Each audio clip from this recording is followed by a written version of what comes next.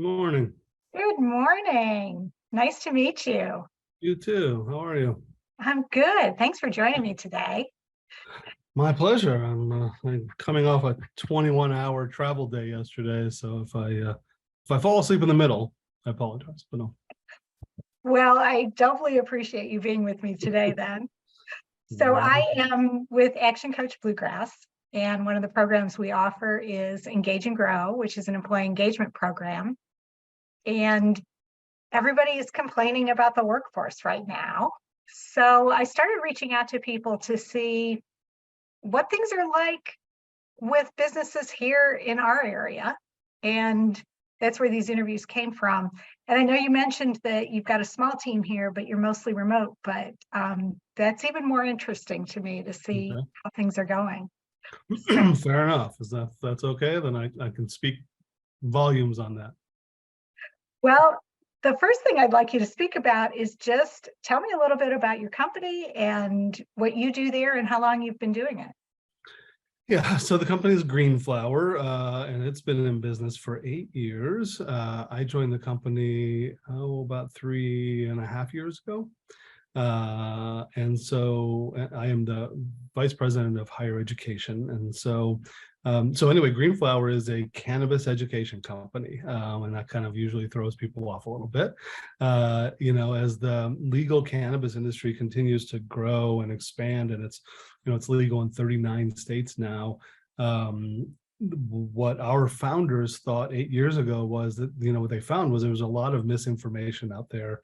A lot of people that you would, nowadays they call them legacy, growers and sellers. These are people who did it before it was legal. And so the company was really, created to try and get rid of some misinformation and bad information and start to help educate people on everything around legal cannabis. And around when I joined, we had hypothesized that if we could find a way to get good training programs in around cannabis into universities, we could tap into the, people have a great affinity for their local college or local university, and they'll, and that would be a great way to expose cannabis education to more people, and B, help reduce the stigma that is still a really big part of the industry, no matter how legal it is in most states, because they're just, it's just the history, if you will, and a lot of misinformation. So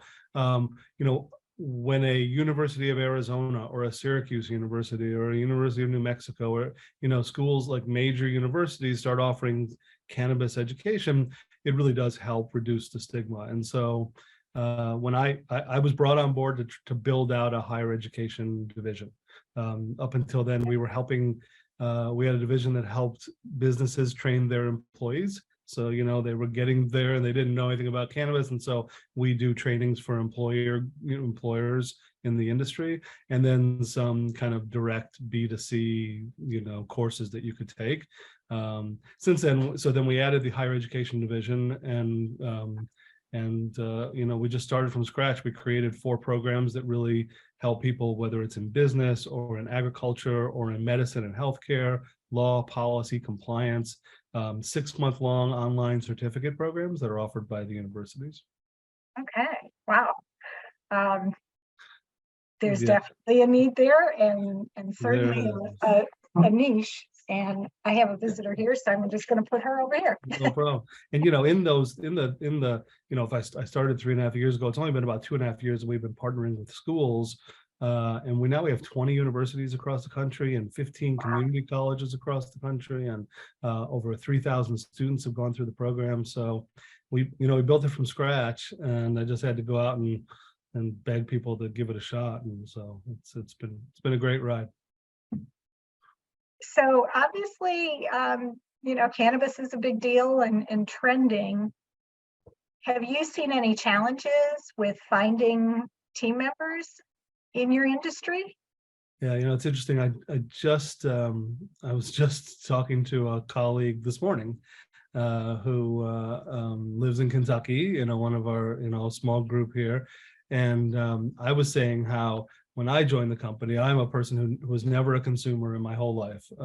Just was not my thing. And all of my friends and family and colleagues were like, "You're doing what?" And she said the same thing. And I think this is, it's funny when we look to bring new people on our team. I always have this balancing act I look for. Do they know anything about the cannabis industry, or do they know anything about higher education? And it's usually one or the other. Every once in a while, there might be someone. I think we have one person who, had a boyfriend who owned a dispensary in California, and she worked with community colleges. But in general, it's an interesting balancing act. And I tend to lean towards people who understand the higher education industry.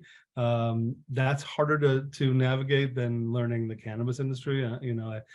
It's cannabis industry is very complicated and lots of rules and regulations, but I think you can learn it. You can learn that pretty quickly. Whereas some of the pitfalls of what happens in higher education are things that have taken me 18 years to learn. So if someone is looking for a job in your industry, what is it about your business or your culture that makes you stand out? Yeah, so our culture is really remarkable, and I'm pretty old, and I've been in a lot of places, and I've run a number of companies, and helped start a number of companies, and our culture, and I don't know if it's specifically because it's cannabis, but I suspect it's possible. Our founder, though, before he started this company, was Deepak Chopra's right-hand person, and built out his whole marketing and retail and things like that. And so I think he comes from a very introspective, thoughtful place, and he's really dictated that as the culture of the company. And so I don't know that I've ever worked in a company where people just constantly talk about how great that culture is, and how great the team is, and how much everybody, we're really big into full transparency. Once a month we have an all company meeting, and we show them the books. We pull out the P&L and tell everybody what's happening. And I think that also is very, gains a lot of trust and dedication. Also, everybody in our company gets from day one, they get options, so they have some equity, and skin in the game, if you will. And so we're all pushing towards a singular goal of growing it for someday. I think we know that someone will want to buy us. We've got a lot of people knocking on the doors these days, not in any hurry, but I think that's another thing. When you can give everybody ownership, it makes a big difference. And so you couple that with the fastest growing job market in the country, which is cannabis, the fastest growing industry, which is cannabis, and it really, you bring all those things together, and it makes for an incredible culture. You mentioned that you're pretty much a remote workforce and you meet monthly, but are there other ways that you try and build those connections and keep people engaged? Yes. So, we have lots of, my team is made up of, and by the way, we're a pretty lean company. So we're growing smart. And so we only have I think 40 people in the company. But my team there's 12 of us in the higher education division, which higher education division has become 2/3 of the revenue of the company. So we are the drivers of the company.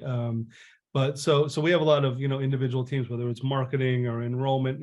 In our partnerships with universities, we actually have to do all of the marketing and advertising and student recruitment for the schools, because marketing and advertising in cannabis is really hard to do. You can't even buy a Google AdWord with the word cannabis in it. So we do that for the schools, and we spend the money on the ads, and we have an enrollment team that talks to prospective students, and we do everything. It's very turnkey. And so I've got an enrollment team, and I've got a marketing team, and a student success team, and people like that. And so we have lots of individual time, by group, and then once a week the whole team meets.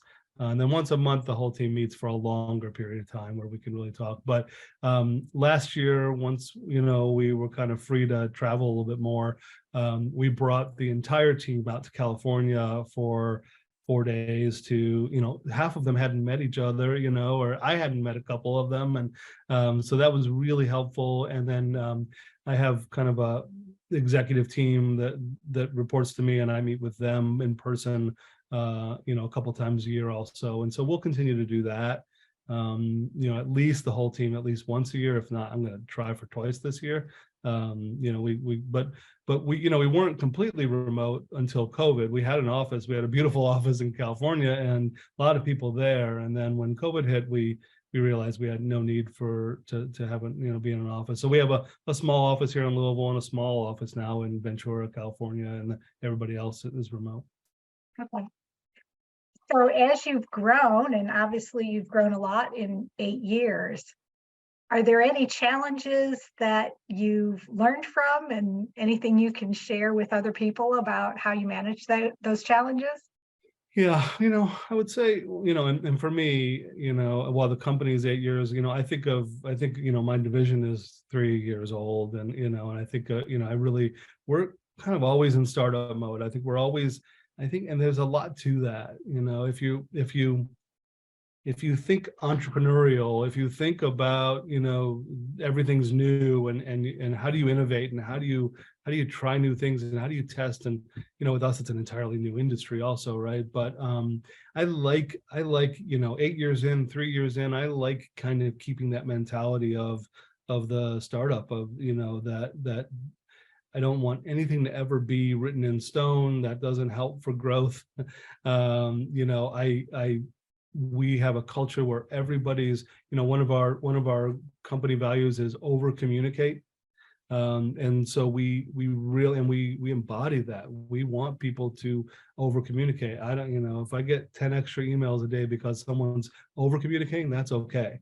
But that idea of everybody's got a say, and transparency in the company, and our willingness to try new things and not be afraid and not get into ruts, and those are things that I think have been tremendously helpful for us as we've grown significantly.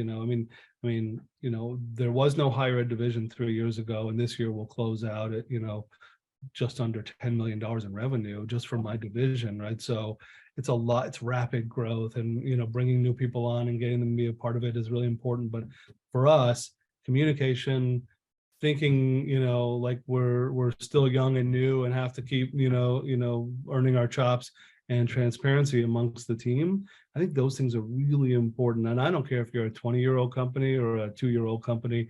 I think finding ways to keep things fresh and keep people interested and active and wanting to try and do more is the way I've always, in any company I've been in, I've always tried to make it so that innovation is important. And sometimes I think, when you get into year 10 or whatever, or 5 or 6 or whatever, you can easily say it's working, let's not change. But I always feel it could work a whole lot better. We're in that marketing exercise that we do for all of our university partners, we have to market on their behalf, and because of the cannabis rules, we were lucky we negotiated with Facebook to allow us to advertise these programs as long as it went through the Facebook page of the university and not ours. So that was like one of the few areas we could actually go and advertise in. And we continue to be at like 90% of our leads come from Facebook. And every day I say to our marketing team, we can't do that anymore. We've got to find other ways. So this year we experimented with ads that didn't have the word cannabis, and we did some Google advertising, we did some iHeartRadio, and we did, so, it's no matter, it's working. We get a lot of leads on Facebook, but I don't care if it's working. I don't ever want to have that many, eggs in one basket. I also think that if you just stick to only one thing, if 2 years from now we're still at 90% on Facebook, we've failed, because there's probably more and better leads to be had if we can find better ways to do it. Well, you kind of answered my next question, is if there was anything you'd do differently. So obviously pursuing other avenues to recruit and yeah, I would also say, when we first started, we for the advertising and marketing, we found an agency to help us, because it was me, and we went through 3 different agencies before we figured out that hiring someone in-house who was dedicated to only thinking about recruiting students for our programs and in our industry, that made such a huge difference. And it took me, a year and a quarter before we finally figured that out. And I'm not opposed to outsourcing. I think there are things, that if they're not in your wheelhouse, you shouldn't do. But when it's something that's mission critical, like this is, it's the only way we get our partnerships with our universities are our revenue share. So we get 70% of the tuition from each student. And so if we don't get students, we don't get paid. No one's paying us otherwise. So it's truly mission critical. And for it to have taken that long for me to figure out that it was better to have it in-house for something that crucial is something that I think from day one, I would not go the agency route. I would find something that important. I would find people in-house right away. Okay. Thank you for sharing that. Yeah. So tell me a little bit about what the future holds. Where are you going? What's next? Well, for a company, and I think, this year our team will expand. We will, as we add more universities, we need more people in marketing, and we need more people probably in student success and enrollment. And we're also experimenting with new ways to reach students. Now we're trying texting instead of having phone calls with them. And so that's going to require a whole new way of thinking about how we reach students. And I think it'll be a big boon. It's funny, the sad story is we've been wanting to do texting for a year, but couldn't find a texting company that would work with someone in the cannabis industry. And if I had $1 for every time I heard that from any sector of the universe, I wouldn't be, I'd be on a beach right now. I mean, it's really difficult. I mean, we have, it was hard for us to find a credit card company for us, and we're an education company. We don't sell any products or anything like that. So expansion of, the future for us kind of follows the future of the industry itself. This year, 2 more states voted just in November to go legal in Maryland and Missouri, and we know there'll be probably another 3 or 4 this coming year, and we hope that there'll be some federal legislation. So as that happens, we'll have more interest. From the difference from 3 years ago when I was begging schools not to laugh at me to now when they call and they ask if they can work with us, it's night and day. And so I think that'll continue, and our expansion will follow the expansion of the industry itself. And so there's still a lot to come for us. If there's 39 states, that means there's a whole bunch that still aren't legal. And without if it goes federally legal, even the banking laws, they're trying to work on banking laws, because right now, if you're in the cannabis industry, you cannot put your money in a federally insured bank. It's one of the things we teach in our business program. What do you do with your money, and how do you deal with security and things like that?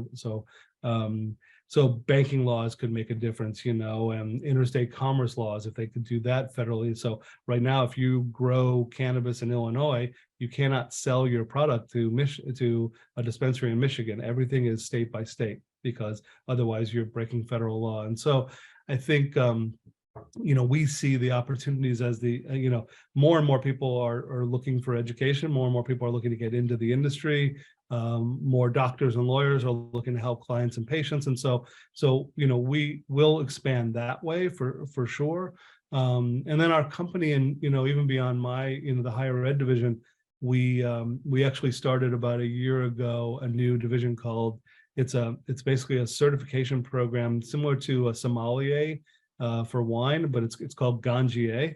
And it is a rigorous year-long. I mean, I don't know if you know anything about the sommelier certification, but it's very rigorous. And this is equally as so. It took us 2 years to develop, and it was just highlighted on the Today Show about a month and a half ago. And it's going like gangbusters. And as more and more states allow, Nevada just started allowing cannabis lounges, and so there's people that want experts that really truly understand from the seed to the experience. And so we'll continue to grow that side of it also. And and then there's more things that people want to learn about than that we offer. And so expansion for us will also be programmatically.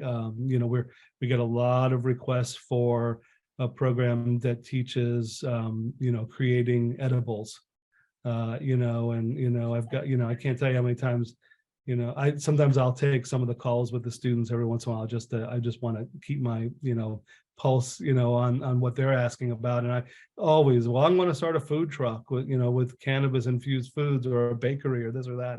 And so we've actually had offers from some of the top culinary schools in the country to maybe work together and create some programming that way, which, and so there's lots of new areas where, we can expand, and where we're hearing from the industry that they need. And the other thing that we're expanding is those programs we created for universities are kind of very broad, and, learn about the business, or learn about agriculture, et cetera.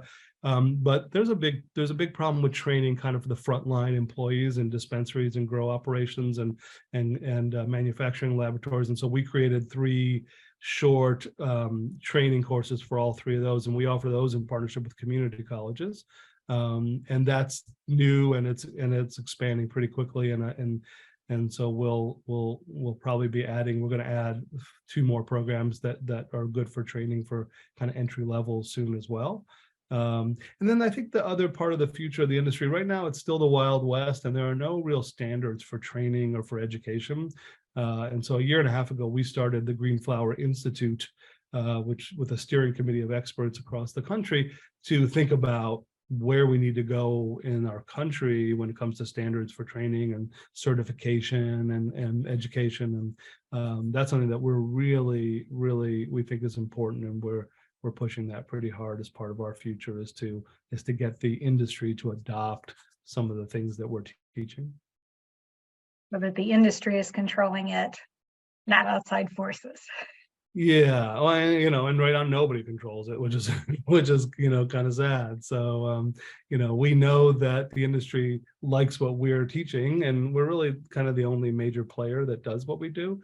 But not everybody adopting any kind of standards. It's a little bit crazy out there, and probably when federal legalization comes, that's when you'll get a lot more. And so it'd be nice to have those in place, and we really want to be leaders in that respect. And the only other thing, and then I'll say, as an entrepreneur, I think, as a company, probably in the next couple of years, we might take more seriously some of the people knocking on our door about, acquisition or partnership. But we're not in any hurry, and we're not ready just yet. Well, I'm just fascinated by what you're doing, and definitely a unique business and huge opportunities. So I'm very excited for you. Yeah, it's fun to think that there's an office in Kentucky, which may very well be the last place in the world that becomes legal. Excited about that, but obviously I live in Kentucky, and I know it's a great place to live, so didn't really surprise me a whole lot. Mark Twain once said, "When the world comes to an end, I'm moving to Kentucky because everything there happens 20 years later." Yeah. And, when it comes to cannabis, he may very well be right. Well, for your sake, I hope not. Well, I really do appreciate your time today, especially after your travels yesterday. And just as a thank you, I would like to offer you an employee engagement survey. It's no cost. It takes your employees under 5 minutes, maybe 2 minutes for some of them. And it just kind of takes the temperature of how your employees are feeling and what they're thinking, and gives you some really good feedback on what to improve on and what to expand on. So I'd be happy to send you some information on that. And it's quick and easy to set up, no charge. And then I'll do an analysis of the results for you.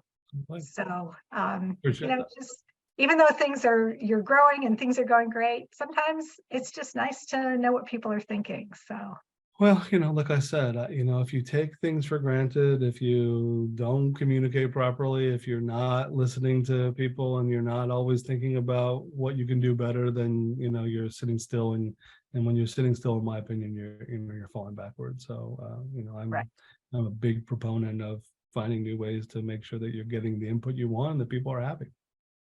Great. All right. Well, I'll be happy to set that up for you, and I'll follow up with an email on that. Thank you so much. I wish you continued success and growth, and I'll be watching to see where the growth happens. Thank you. Very So exciting. I'm sure you will. Thanks so much. Have a great day. thank you. You too. Take care.